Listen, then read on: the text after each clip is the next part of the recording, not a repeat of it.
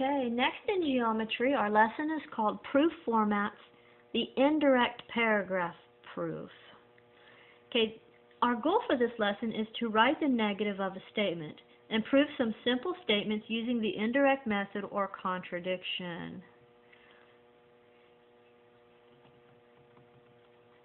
The type of proof discussed in the previous section is known as direct proof. Each step follows directly from one before it until the desired conclusion is reached. Well, there's another type of proof. It's often used to prove theorems. This type of proof is called indirect proof. Okay, so go ahead and get your notes. Let's go ahead and skip a space and write today's date.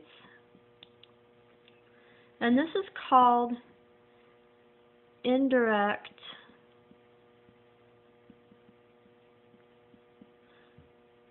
paragraph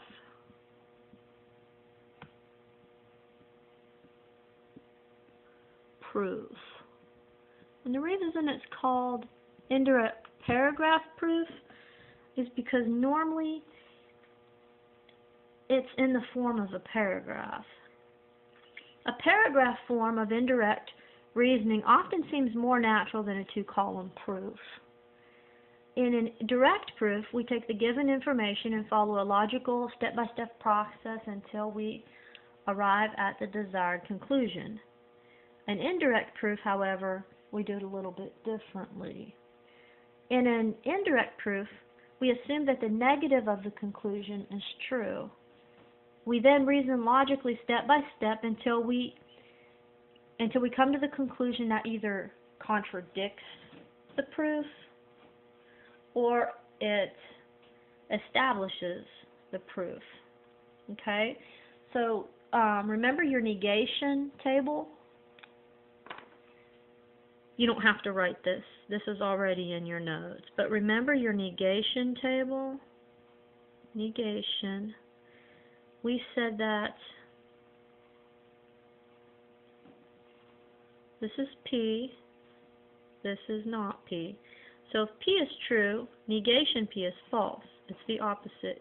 If P is false, then negation P is true. The expression an established fact means a property that is given, a postulate, a definition, or a theorem that has already been proved. Algebraic properties are included in this category. Okay? So again, like we said in our last lesson, we assume that the given is true, and it's the same with indirect paragraph proof. We're going to assume that the given is true. The given is fact. Alright? For example, I'll give you an example. Let's say this says, before I do that, so there's 3 steps we have to follow. Number 1, we have to assume the negative of the conclusion is true. Assume negative, and I'll explain it in a minute, of the conclusion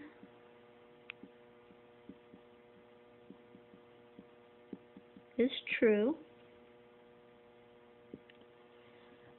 Reason from your assumed statement until you reach a contradiction of a known fact.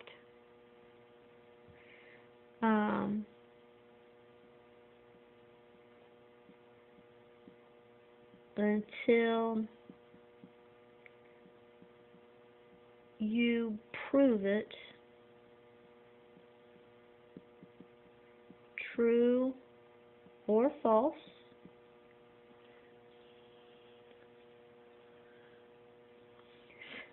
Okay. And if it's true, okay. But if it's false, then we have to assume that the opposite is true, which is what they said in the first place. If false, the opposite is true. Okay. Did I totally lose you on that? Okay. I'll give you an example. We're talking about indirect paragraph proof. Indirect proof is usually in the form of a paragraph. Remember your negation table. If P is true, negation P is false. If P is false, negation P is true. It's just the negation is just the opposite. So there are 3 steps to finding indirect proof. We have to assume the negative of the conclusion is true. Reason until you prove the conclusion either true or false. If you prove it false, then the opposite is true. Okay? Let me give you an example. For example, yes, I want this in your notes. This says given.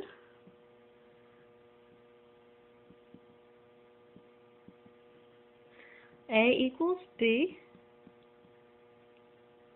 A does not equal C. Prove that B does not equal C. Okay.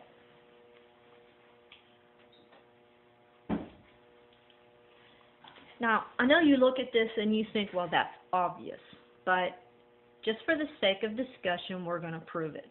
Okay? So to prove it using indirect proof, our proof, remember the first thing we have to do is we have to, our proof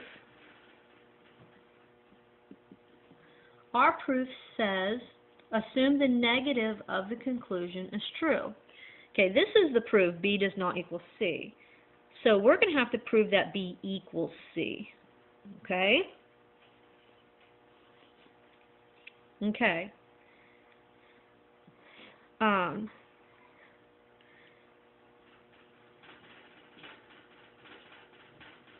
Alright, A equals B. This is given.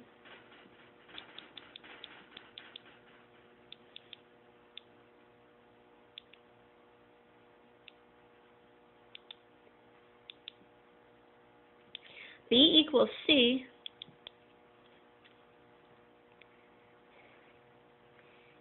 This is the transitive property.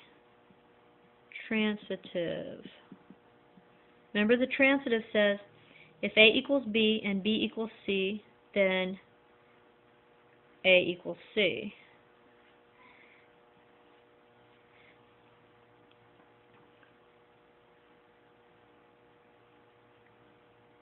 But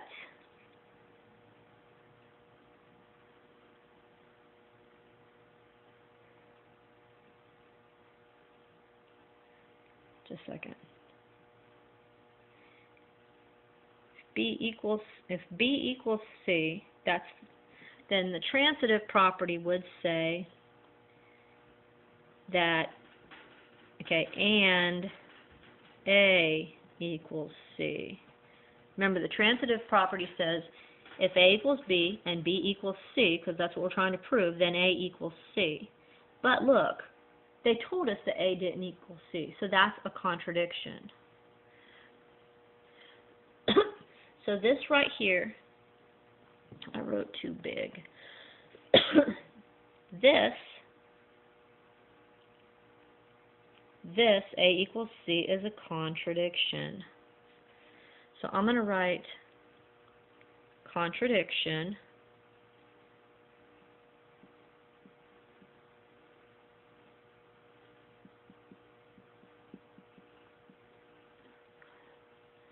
I'm going to write it up here. I'm going to write contradiction. I would just keep going down, but I ran out of room. Contradiction of given, because it's given that A does not equal C. Okay? So we proved the opposite false. Okay, so this is false. Therefore, so conclusion, okay, so A does not equal C. Okay, so we proved, excuse me, so B does not equal C. So we proved B does not equal C, so we're done. Okay, given A equals B, A does not equal C, prove that B does not equal C. Proof, so we changed it, we did the opposite, we said B equals C. A equals B, that's given. But if A equals B and B equals C, then according to the transitive property, A equals C. But that's by the transitive property. But that's a contradiction of given, because it's given that A does not equal C, so it's false. So the opposite is true. So B does not equal C. All right? Let's try another one.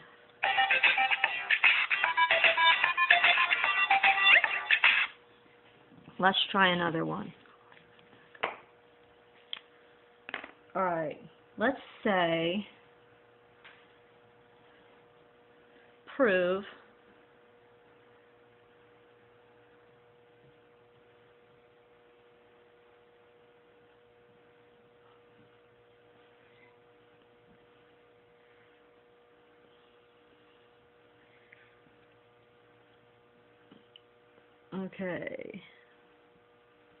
prove if X is a number, yes, I want this in your notes, such as X squared equals 3X, then X does not equal 5. Okay? Given.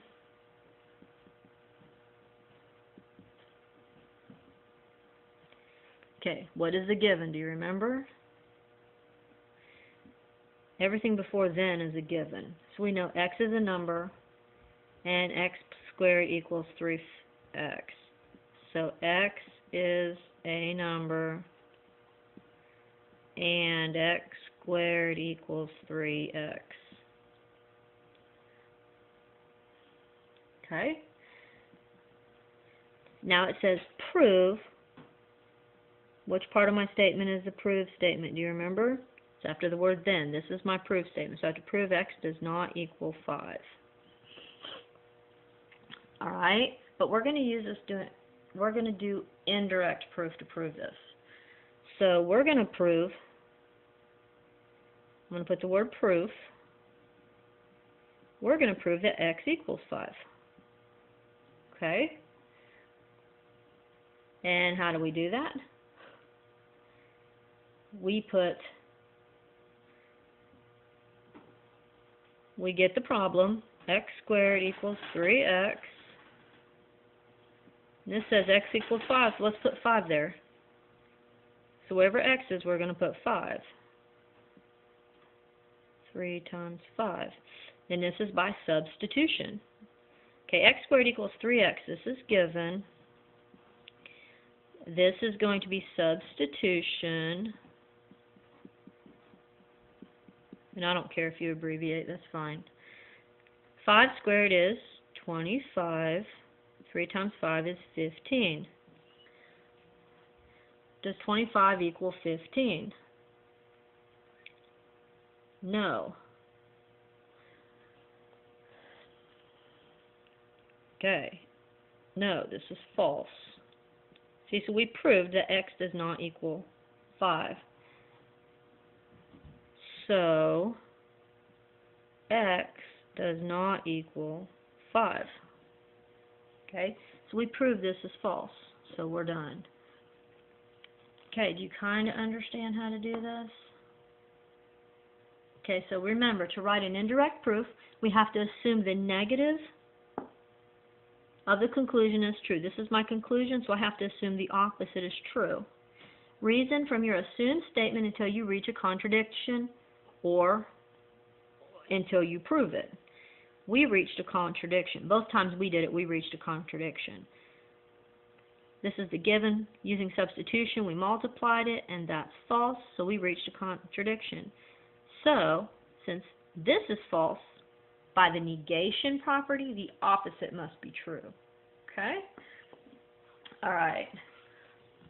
So let's do one of your problems together, and then I'll let you do them on your own. Are you ready?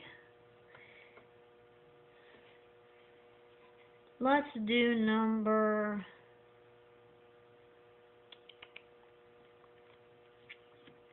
Let's do number 3, just because I feel like doing number 3.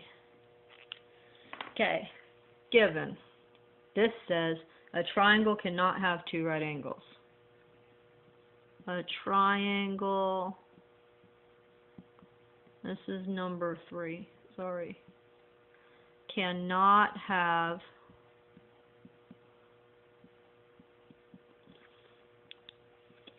two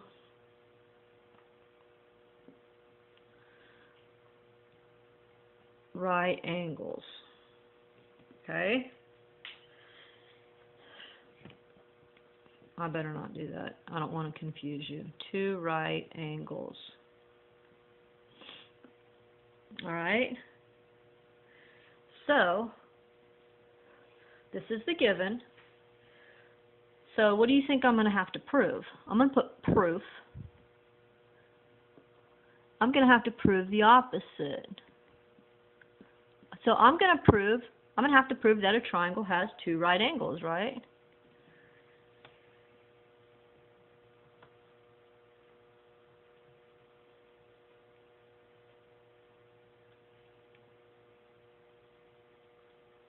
Okay. Proof. A triangle has, because I have to say the opposite, right? It says a triangle cannot have 2 right angles, so I have to prove that a triangle has 2 right angles, right?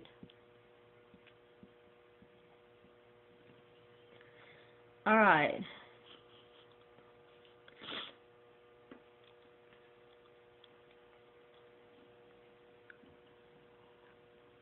Alright, well, let's see. How can we do this? Well, we know that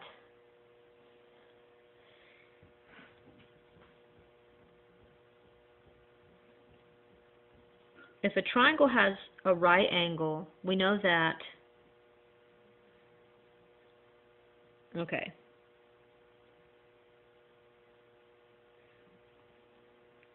a right angle is 90 degrees, right? Okay, so 2 right angles equals 90 plus 90 is 180 degrees. And this is definition of a right angle.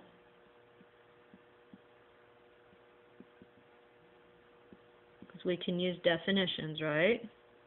Definition of a right angle.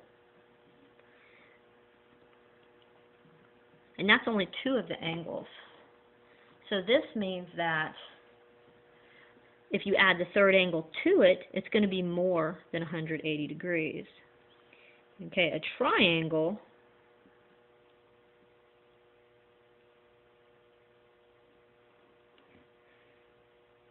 a triangle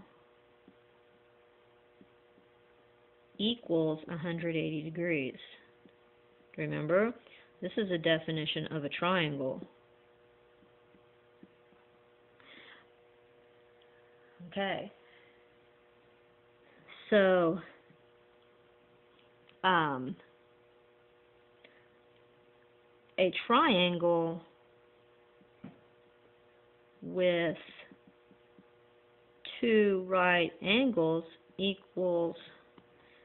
more than 180 degrees, right? And that's false, because the definition of a triangle says a triangle can only have 180 degrees. Our 2 right angles already have 180 degrees, and I haven't even added the other angle yet, right? So this is false. So we proved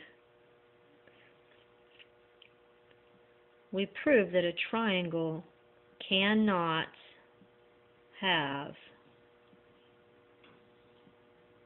2 right angles. Okay?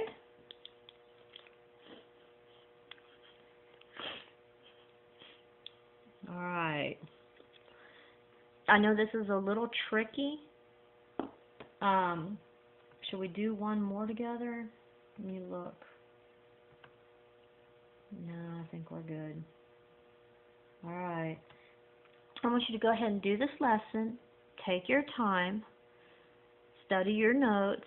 And go ahead and answer the questions.